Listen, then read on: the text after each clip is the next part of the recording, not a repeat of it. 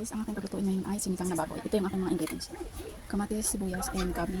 Tapos yung pork, and okra, talong, and kangkong. So ngayon mag-uumpisa na tayo magluto. Ayan, ilalagay ko na yung sibuyas and yung kamatis.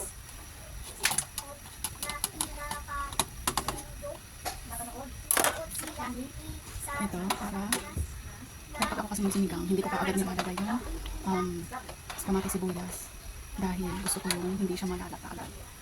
So ngayon, isusunod ko naman yung karne. Para mo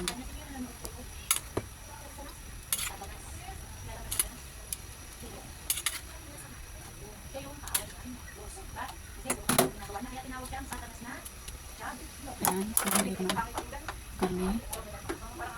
At lalagay ko naman ang buo. Tapos, isusunod ko naman yung cubes, pork cubes, para yung lasa mag-absorb. So ayan, at lagyan ko siya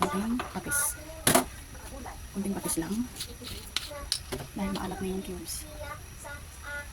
Ayan, kunting patis. Ayan, takpan ko muna ulit.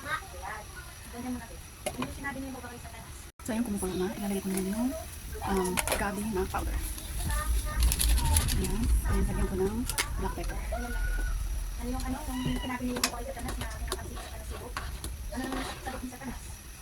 Ayan, so takpan ko naman ulit.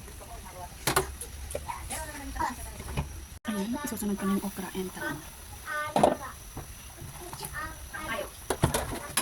Ayan, kumukulo ko yan. So, ilunod ko na ulit yung okra and talong. So, takpan ko na. Ayan, susunod ko naman yung kangkong.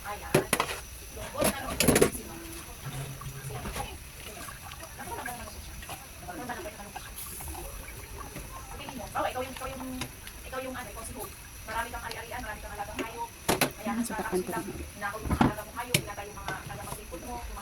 Ayan, luto ng aking sinigang. Ito na, ayan, kakain kami. Sarap.